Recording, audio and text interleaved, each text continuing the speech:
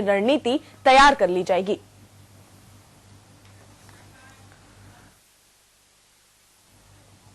तो इधर भारतीय सैन्य अकेडमी यानी आईएमए की पासिंग आउट परेड आज है। परेड की सलामी एयर चीफ मार्शल नेक ब्राउन लेंगे। पीओपी में अंतिम पग पार करते ही 631 जेंटलमैन कैडेट लेफ्टिनेंट का तमगा हासिल करेंगे। उत्तराखंड के 52 कैडेट्स भी भारतीय सेना का अभिन्न अंग बनेंगे। इसके साथ ही कई देशों के 75 कैडेट्स भी सैन्य अधिकारी के रूप में पास आउट होंगे।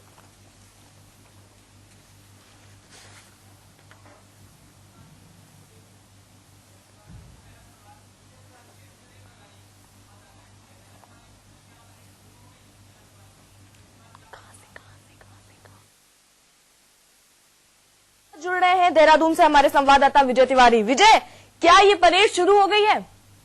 देखिए, आज की परेड ये शुरू हो गई। 132वां इनका पासिंग आउट परेड है, लेकिन आज बरसात का साया काफी देर तक इस पे रहा। नियमानुसार 6:30 बजे के बाद ये परेड शुरू हो जानी थी। लगभग 2 घंटे की देरी से ये परेड शुरू हुई है, लेकिन उत्साह की बात करें तो कैडेटों में जो उत्साह बरसात न होने के टाइम होता है वही उत्साह दिख रहा है। अब व्यवस्थाएं थोड़ी सी जरूर छिन्न भिन्न हुई हैं, लेकिन परेड पूरे उत्साह के साथ चल रही है। जी विजय, बारिश हो गई है तो क्या तैयारियों पर भी कोई फर्क पड़ा है? देखिए, ये सेना के जवान हैं, तैयारियों पे जो दर्शक जाते हैं उनके लिए थोड़ी बहुत दिक्कतें जरूर हैं। कुछ कार्यक्रमों को आगे पीछे भी जरूर किया गया है, लेकिन उत्साह में कोई कमी नहीं है। जो भी निर्धारित कार्यक्रम है वो देर से सही एक एक करके वो सारे कार्यक्रम आयोजित होंगे और लगभग 2 घंटे देरी तक चलेंगे। जी विजय, इतने सारे जो कैडेट्स हैं उनको लेफ्टिनेंट का तमगा लगेगा, कहीं ना कहीं उन्हें उत्साह तो काफी देखने में मिल रही होगी, तो किस तरीके का उत्साह देखने मिल रहा है आपको वहां? देखिए, इस समय पासिंग आउट परेड चल रही है, सलामी ले रहे हैं वायुसेना के प्रमुख। उसके बाद जो कार्यक्रम होता है, जब परिजन इनके ऊपर लगाते हैं बैच इनको, और परिजनों के साथ जब उनके ऊपर स्टार स्थापित किया जाता है, उसके बाद जो इनकी खुशी होती है, चाहे उनका कैप उछालने का तरीका हो, एक दूसरे के साथ एंजॉय करने का तरीका हो, वो काफी उत्साहवर्धक होता है और देखने वाले होते हैं। बहुत सारे इसमें ऐसे भी सैनिक हैं जो विदेशी हैं। लगभग आपको बता दें 74 जो सैनिक है वो दूसरे देशों के हैं, जिसमें से अफगानिस्तान के 55 है, तजाकिस्तान के 10 हैं, नेपाल, कजाकिस्तान, मालदीव और पापुआ गिनी के भी एक कैडेट शामिल हैं। इसके साथ साथ जो सबसे ज्यादा कैडेट उत्तर प्रदेश के हैं, फिर उत्तराखंड के हैं, हरियाणा के हैं, ये सारे जगह के लोग, उनके परिजन आज आए हुए हैं। और जब ये परेड खत्म होती है और जब इनके ऊपर स्टार लगाए जाते हैं कंधों पर, तो उसके बाद ये जश्न और भी देखने लायक होगा। और हर परिजन जो भी अपने पुत्र को सेना में जाने का ख्वाब सजे होता है, आज ये जब क्षण आता है तो उनके चेहरे पे खुशी भी होती है और आंखों में खुशी के आंसू होते हैं। बिल्कुल विजय, ये क्षण जो है खुशी के आंसू लेके आता है साथ ही। और बहुत बहुत धन्यवाद हमसे जुड़ने के लिए और तमाम जानकारी देने के लिए।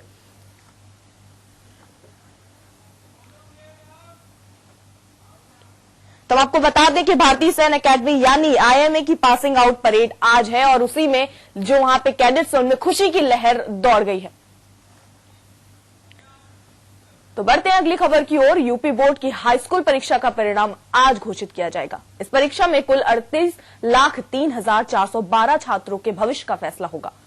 इंटर की तरह ही हाई स्कूल का परिणाम भी अच्छा रहने की उम्मीद है। प्रदेश के शिक्षा निदेशक वासुदेव यादव बोर्ड मुख्यालय में दोपहर 12:30 बजे परिणाम की घोषणा करेंगे। माध्यमिक शिक्षा परिषद के सचिव उपेंद्र कुमार ने बताया कि परीक्षा फल इंटरनेट पर भी देखा जा सकेगा। वहीं सभी जिला मुख्यालय में एनआईसी की ओर से परीक्षार्थियों को ईमेल के माध्यम से भी परीक्षा फल उपलब्ध कराने की व्यवस्था की गई है।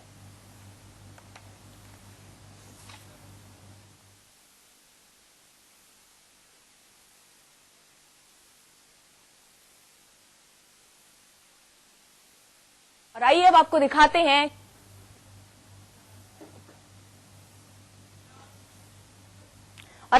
दिखाते हैं के न्यूज की एक खास अपील।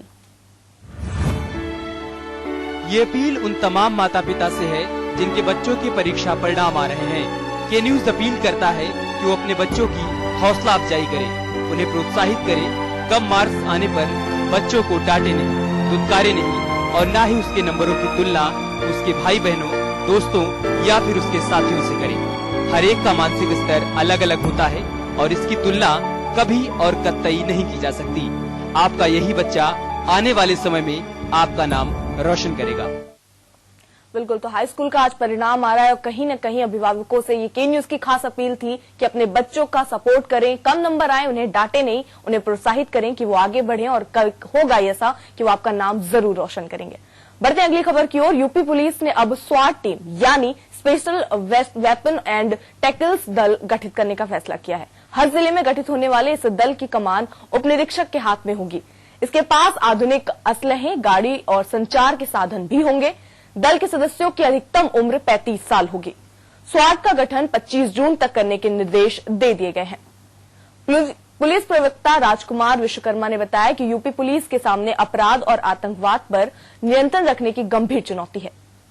जिला स्तर पर ऐसी समस्या से तुरंत निपटने के लिए स्वाट दस्ते का गठन किया जाएगा। दस्ते की निगरानी करने वाले राजपत्रित अधिकारी और उप निरीक्षकों को 4 दिनों का विशेष प्रशिक्षण मिलेगा। पुलिस अधिकारियों के तबादले से जिले के स्वाट दल पर कोई फर्क नहीं पड़ेगा, उसमें एक रुकता बनी रहेगी। इस दस्ते के सदस्यों को टुकड़ों में कहीं भी तैनात किया जा सकेगा और इस दल में चयनित पुलिस कर्मियों को आवास आवंटन में वरीयता मिलेगी।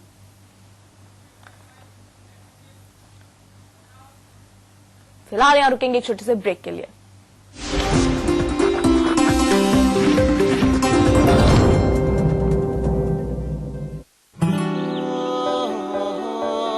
जो भी देखे बस देखता रह जाए, जब त्वचा गुनगुनाए, ओ बादल पंछी मौसम सब मिलकर गाए, जब त्वचा गुनगुनाए, तेरे रूप की धूप से रोशनी भी शर्माए,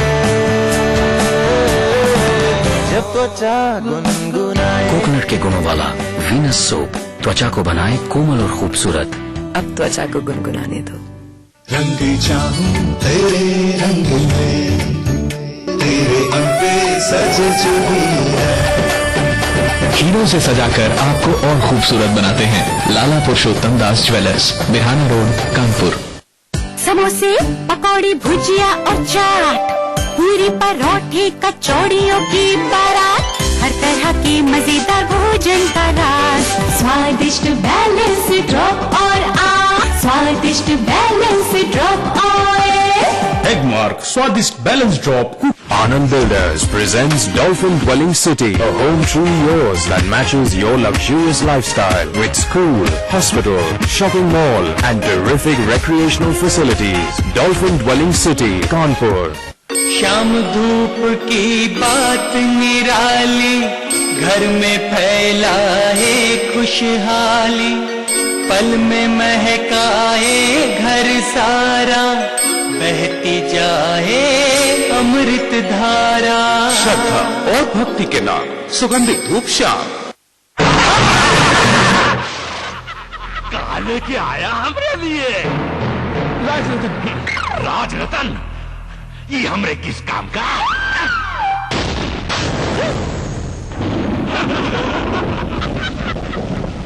अरे जिंदगी के रंग राजरतन के संग, भैया राजरतन के संग। राजरतन डिटर्जेंट पाउडर एवं केक, हमारा प्रयास आपका विश्वास।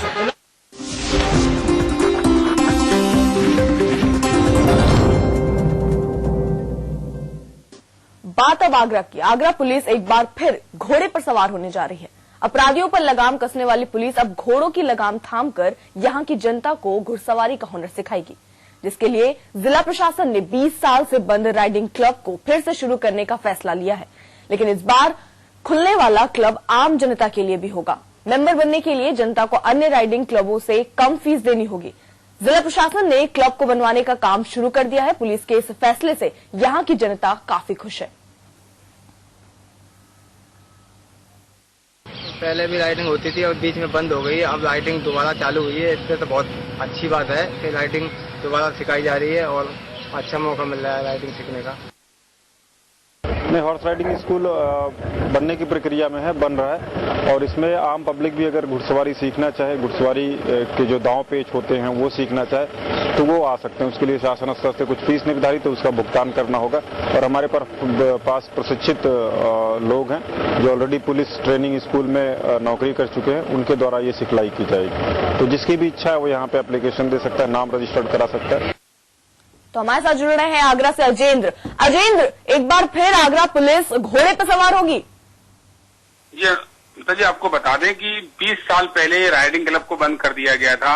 वहीं आज पुलिस के अधिकारियों द्वारा मेहनत द्वारा उनकी दोबारा से पुलिस राइडिंग क्लब तैयार किया गया, काम भी चालू है और घुड़सवारी दोबारा सिखाई जाएगी। पुलिस के पास करीब 14% घोड़े हैं जो कि राइडिंग का सिखाएंगे और वहीं जनता में भी काफी खुशी और स्थानीय लोग काफी लोग रुचि ले रहे हैं, अपनी मेंबरशिप के लिए लगातार आ रहे हैं और काफी खुशी का माहौल है कि यहाँ बच्चों को अपनी राइडिंग सिखा सकते हैं, जहाँ की बच्चे हमारे अच्छे सकते हैं। जी बहुत बहुत धन्यवाद अजेंद्र हमसे जुड़ने के लिए और तमाम जानकारी देने के लिए। तो हम आपको बता दें कि आगरा पुलिस एक बार फिर घोड़े पर सवार होने जा रही है। अपराधियों पर लगाम लगाने के लिए पुलिस अब घोड़ों की लगाम थामकर यहां की जनता को घुड़सवारी का हुनर सिखाएगी।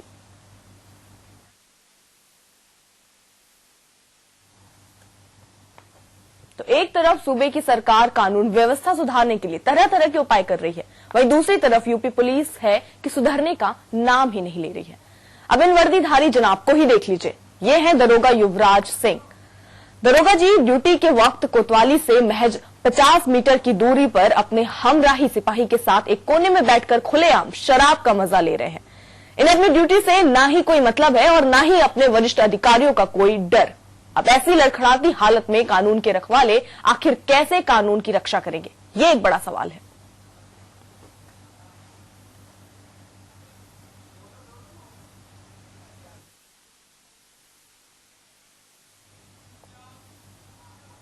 सुविधाओं के नाम पर सरकारें किस तरह सरकारी धन की बर्बादी करती हैं, इसका जीता जागता उदाहरण है फिरोजाबाद के एक गांव में बना स्वास्थ्य उपकेंद्र। आइए आपको दिखाते हैं कि किस तरह सरकारी धन और भवन का धड़ल्ले से दुरुपयोग किया जा रहा है। फिरोजाबाद के बलीपुर तपस्या गांव में बने प्राथमिक स्वास्थ्य उपकेंद्र के कमरे में लगा ये ताला और उससे भरी ये सब्जियां गांव के ही प्रधान जी की हैं। अपनी दबंगई से प्रधान जी ने लोगों के इलाज के लिए सरकारी धन से बने स्वास्थ्य उपकेंद्र पर कब्जा कर रखा है। प्रधान जी इस अस्पताल को अपनी निजी कामों के लिए इस्तेमाल कर रहे हैं। जिन कमरों में डॉक्टरों और रोगियों को होना चाहिए, वहां लहसुन और मक्का भर उसे गोदाम बना लिया गया है। ऐसे में जिला अस्पताल के गांव से 40 किलोमीटर दूर होने से बेचारे ग्रामीण इमरजेंसी पड़ने पर गांव में ही झोला छाप डॉक्टरों से अपनी बीमारियों का इलाज कराने पर मजबूर हैं। ग्रामीणों का सरकार और जिम्मेदार अधिकारियों से बस एक ही सवाल है कि जब उन्हें इस उपकेंद्र को सही ढंग से चलाना ही नहीं था, तो आखिर क्यों सरकारी धन की बर्बादी के लिए इस स्वास्थ्य उपकेंद्र का निर्माण कराया गया। आया नहीं है और न आया और न शायद है कि आएगा, क्योंकि यहाँ का माहौल ही ऐसा है, प्रधान भ्रष्ट है। तो ये लोग नहीं चाहते हैं कि यहाँ कोई डॉक्टर आवे और यहाँ उन्नति हो। अभी अस्पताल में क्या भरा हुआ है? जिसमें लहसुन और सब अड़ियाँ तो हमको दिख रही हैं और किसी गांव वालों के ही भरे होंगे। अब हमें ये तो नहीं मालूम है कि किसका भरा हुआ है। क्या प्राथमिक स्वास्थ्य उपकेंद्र के इस तरह से हो रहे दुरुपयोग पर जिले के सीएमओ का कहना है कि ये उनकी जिम्मेदारी नहीं है और जब तक स्वास्थ्य उपकेंद्र की स्थापना करवाकर उसे उनके विभाग को हैंडओवर नहीं किया जाता, तब तक वो इस मामले में कुछ नहीं कर सकते हैं। उनकी स्थापना नहीं हुई है। स्थापना मीन्स होता है कि वहाँ पर पद स्वीकृत होते हैं, जिससे कि वहाँ पे पोस्टिंग की जाती है और उनके अधीन में वो फिर वहाँ कार्य करते हैं। इस पिछली सरकारों में कई बार देखा जा चुका, नहीं हुआ है। दोबारा इस बार मैंने जिला योजना में पास करा दिया है, ये प्रस्ताव गया है और बहुत शीघ्र जो है पोस्टिंग होगा। ये कोई पहला और अकेला मामला नहीं है। प्रदेश के न जाने कितने शहरों और गाँव में सरकारी भवनों का इसी तरह दुरुपयोग हो रहा है, लेकिन प्रशासन को इससे कोई लेना देना नहीं है। ऐसे में सरकार के गांवों में चिकित्सा और स्वास्थ्य जैसी मूलभूत सुविधाएं उपलब्ध कराने के वादे खोखले साबित हो रहे हैं। प्रशांत मिश्रा, के न्यूज, फिरोजाबाद। यहाँ रुकेंगे एक छोटे से ब्रेक के लिए, जल्द होगी वापसी।